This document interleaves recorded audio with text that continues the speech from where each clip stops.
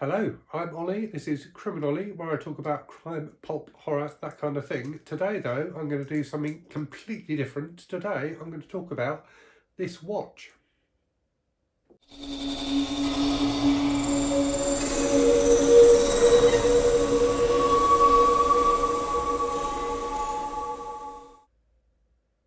So why am I talking about a watch on a book channel, you may ask yourself? Well, two reasons. One, I really like watches and I wanted to talk about them. And two, this watch, the Doxa Sub300, is a watch with a bookish connection. So this is the watch, or very similar to the watch that's worn by Dirk Pitt in Clive Cussler's series of novels about him. So if you're a thriller fan or adventure novel fan, you probably know Dirk Pitt. So he's featured in, well, there's over, I think, 45 novels in the Dirk Pitt series and related series that Cussler has either written or co-authored. So sadly he passed away in 2020, but started writing the Pitt books in the 70s, and they are kind of quite silly but very entertaining adventure books about this guy Dirk Pitt, who works for an organisation called the National Underwater and Maritime Agency, who kind of travels around the world investigating shipwrecks and invariably uncovering some sort of wrongdoing as a result of his diving into the shipwreck and then fighting some evil mastermind. So they're very, very silly, kind of quite pulpy, and I think the fact that so from the original series, what's happened, particularly, I think they probably started in the early 2000s. There's all these spin-off series which are about kind of related characters, which are in true pulp fashion, have Clive Cussler's name on the cover, but always with an and they're actually, you know, written by someone else. So yeah, there's been a load of spin-off books.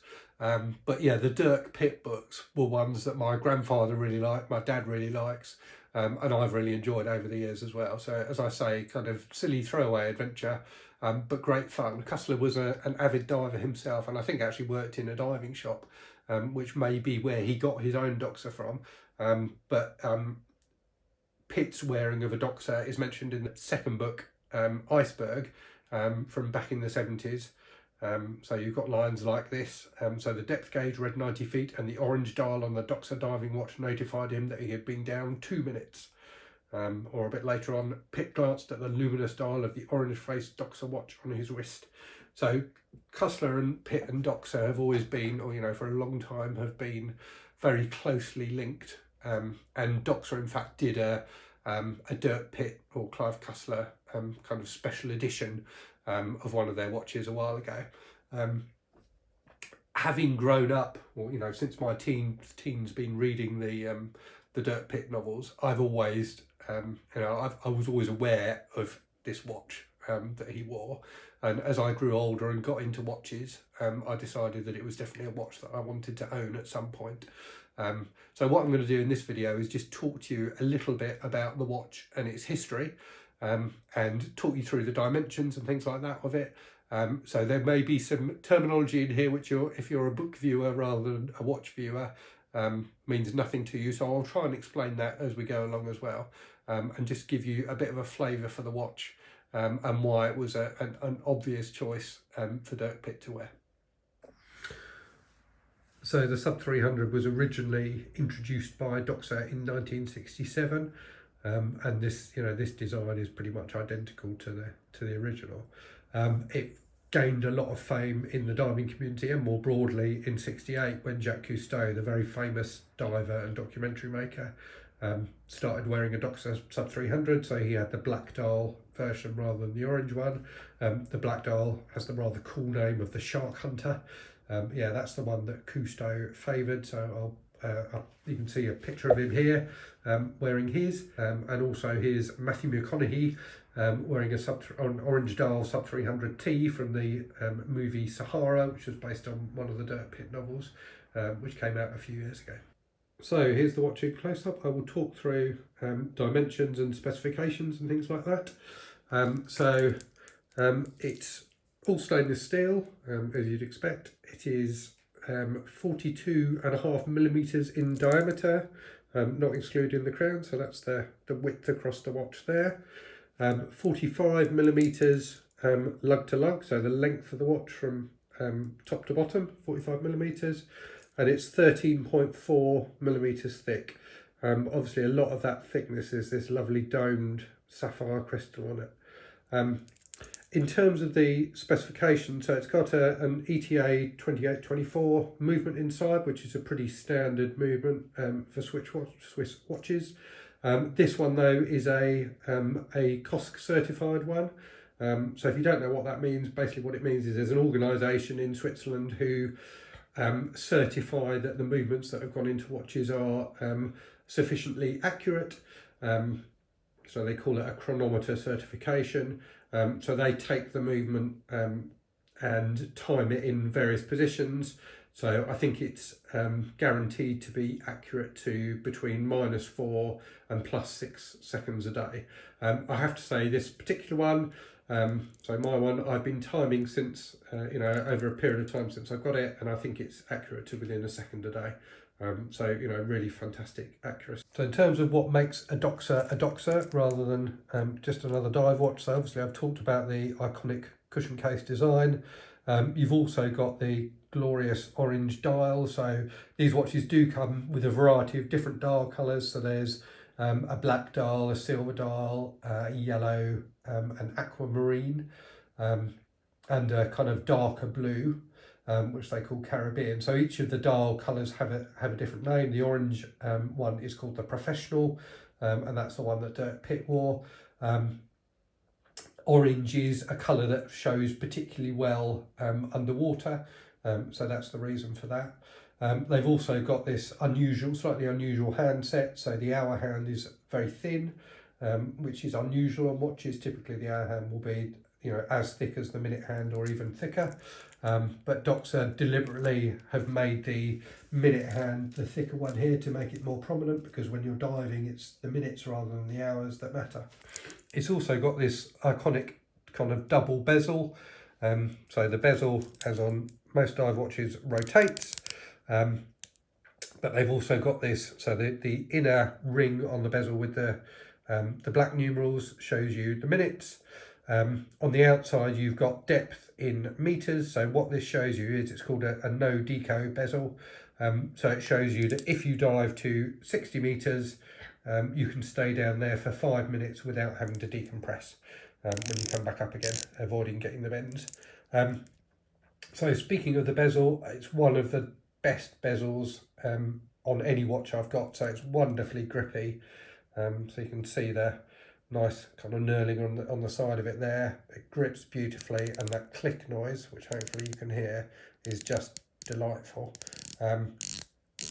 It's also got the orange pip. I managed to misalign it. Let's turn it around again so you can hear that lovely clicking again. So the orange pip at the top is actually lumed. So it does glow a little bit orange if you charge it up under sunlight. What I would say is the lume generally on this watch is pretty crap, to be honest with you. It's definitely the one poor thing about this watch. The lume is really not very good at all. When you can see there's not a great deal of it, but it also just doesn't glow that brightly or for that long. I'm not sure what type of lume they use on here, and I have read that one of their more recent models has got better lume on. But yeah, compared to like my Seiko or my Omega, the lume really is not great on this watch.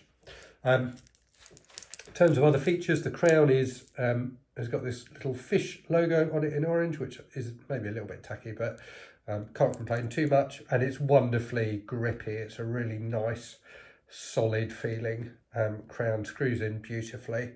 So yeah, very, very, very nice. And then the other thing that Doxa are famous for, of course, is this beads of rice bracelet, which is incredibly comfortable, I have to say. So screw links, was very easy to adjust. A nice clasp, which has the fish logo on it there, and Doxa across the fold over part. But yeah, very comfortable to wear, this beads of rice bracelet. It's quite kind of flexible, as you can see, so it conforms to the wrist very nicely. Yeah, and the nice sailboat logo on the case back there as well. So as I said earlier on, Dirk Pitt actually wears the Sub 300T, whereas this is the Sub 300. Both of those watches were reissued by Doxa in the last couple of years in new models, but both of which pay, definitely pay tribute to the originals and are very, very similar to the originals. There are plenty of videos in YouTube which will talk you through that. The reason I went for the 300 rather than the 300T is that it, despite on paper it being the same size, it actually wears a bit smaller. So I think the thickness is roughly the same, but the Sub 300T, which has a higher water resistance rating, is more of the thickness is in the case rather than the crystal. So the 300T has a flat crystal, whereas this one has the lovely domed crystal, which I really like, I have to say. It really catches the light beautifully. So yeah, the 300T is a bit thicker, and also the bracelet design for some reason on the 300T is different. So you can see here on this one that the bracelet hangs very nicely down from the case. On the 300T, it juts out a bit like that, which makes the effective length of the watch a bit longer. Now I've got very small wrists. I've got like a 6 1/4 inch wrist, and I think the 300T would just have been too big for me. So I'll show you some wrist shots in a minute, but I think the 300 wears very nicely on my wrist. So I've come outside to give you a good view of what the watch looks like on my wrist and in sunlight. So you can see, despite the fact I've got quite a small wrist, it wears very comfortably. That fairly short lug to lug of 45 mils definitely works for guys like me with smaller wrists. That lovely Beta Rice bracelet really conforms to the wrist very nicely. And the whole thing just feels, it's got a lovely weight to it, but it's not too heavy, but it just has a real feel of absolute quality, I have to say. And yeah, when the sun hits it, that orange dial really does pop, and the case has some lovely, it's largely a brushed case which doesn't really reflect the light, but that bezel has some lovely reflection on it as well, as does the domed crystal. So it just catching the light there on the bezel. So yeah, a really fantastic piece. So something a bit different today, but I hope you found it interesting. If you came here for the watch, but you like reading, kind of crime and thrillers and things like that, then stick around because you may enjoy my book reviews as well. But yeah, as always, thanks for watching. Take care of yourselves, and I will speak to you again soon. Cheerio.